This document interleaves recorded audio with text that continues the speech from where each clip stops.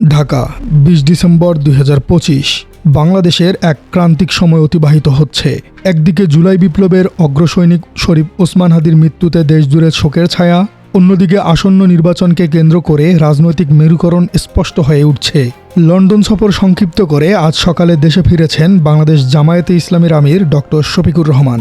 ইনকিলাব মঞ্চের মুখপাত্র এবং জুলাই আন্দোলনের সম্মুখ সারির যোদ্ধা শরীফ ওসমান হাদি গত ১৮ ডিসেম্বর সিঙ্গাপুরে চিকিৎসাধীন অবস্থায় শাহাদাত বরণ করেছেন।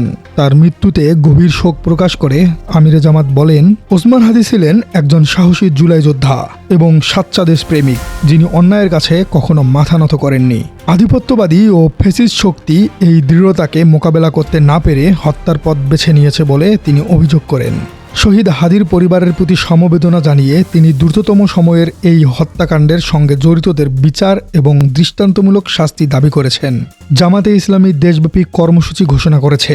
২০ ডিসেম্বর শনিবার সারা দেশে জেলা ও মহানগরী পর্যায়ে অনুষ্ঠিত হবে দোয়া মাহফিল। ২১ ডিসেম্বর রবিবারে অনুষ্ঠিত হবে রাজধানীর মগবাজারস্থ আল ফালাহ মিলনায়তনে কেন্দ্রীয় দোয়া মাহফিল। আজ ২০ ডিসেম্বর বেলা ২টায় কেন্দ্রীয় সংসদ ভবনের দক্ষিণ প্লাজার সামনে ওসমান হাদির জানাজা সফলভাবে অনুষ্ঠিত হয়েছে।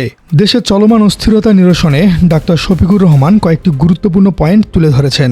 বিবৃতিতে ডক্টর শফিকুর রহমান প্রথম আলো, ডেইলি স্টার এবং সম্পাদক নুরুল কবিরের উপর হামলা ও অপপ্রচারের তীব্র নিন্দা জানিয়েছেন। তিনি একে ফ্যাসিবাদী সংস্কৃতি হিসেবে আখ্যায়িত করেন এবং গণমাধ্যমের সুরক্ষা নিশ্চিত করার দাবি জানান।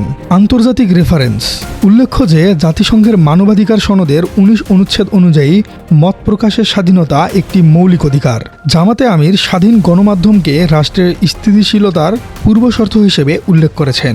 ময়মনসিংহে ধর্ম অবমাননার অভিযোগে এক হিন্দু যুবককে পিটিয়ে হত্যার ঘটনাকে তিনি সম্পূর্ণরূপে অগ্রাহ্য এবং ইসলামী শিক্ষার পরিপন্থী বলে উল্লেখ করেছেন। তিনি বলেছেন, ধর্ম অবমাননা অপরাধ হলেও আইন নিজের হাতে তুলে নেওয়া যাবে না, বিচার হবে আদালতের মাধ্যমে। প্রশাসনের ভূমিকা ঘটনার সময় আইনশৃঙ্খলা বাহিনী নিষ্ক্রিয়তাকে তিনি প্রশাসনের ভেতরে থাকা দোসরদের স্যাবোটাজ বা ষড়যন্ত্র হিসেবে বর্ণনা করেছেন। হাইকমিশন ও বিদেশি কালচারাল সেন্টারে ভাঙচুর ও অগ্নিসংযোগের ঘটনার তীব্র নিন্দা জানিয়ে তিনি বলেছেন, এগুলো দেশের ভাবমূর্তিকে ক্ষুণ্ণ করছে। ১৯৬১ সালের ভিয়েনা কনভেনশন অনুযায়ী যে কোনো দেশ তার ভূখণ্ডে অবস্থিত বিদেশি কূটনৈতিক মিশনের নিরাপত্তা নিশ্চিত করতে বাধ্য, অর্থাৎ বাংলাদেশ ভারতীয় কূটনৈতিকদের নিরাপত্তা দিতে বাধ্য। তাই ডক্টর শফিকুর রহমান এই নিরাপত্তা নিশ্চিত করার উপর গুরুত্ব আরোপ করেছেন। শহীদ শরীফ ওসমান হাদির রক্ত যেন বৃথা না যায়, সেজন্য জাতীয় ঐক্য করার আহ্বান জানিয়েছেন ডক্টর শফিকুর রহমান। জামাতে আমির ডক্টর শফিকুর রহমানের এই বার্তা মূলত জাতীয় ঐক্য এবং দেশে আইনের শাসন প্রতিষ্ঠার এক বলিষ্ঠ আহ্বান। তিনি উস্কানিতে পা না দিয়ে ধৈর্য ও বিচক্ষণতার সঙ্গে ষড়যন্ত্র মোকাবেলার জন্য দেশবাসীর প্রতি অনুরোধ জানিয়েছেন। দর্শক, আপনার কি মনে হয়, দেশের এমন বিরূপ পরিস্থিতিতে আবেগী হয়ে হামলা এবং ধ্বংসযজ্ঞ চালানো কি আসলেই উচিত হয়েছে, নাকি জামাতে আমিরের বুদ্ধিদীপ্ত এসব সমালোচনা দেশ এবং জাতির জন্য সঠিক সিদ্ধান্ত? কমেন্টে জানিয়ে দিন আপনার মতামত।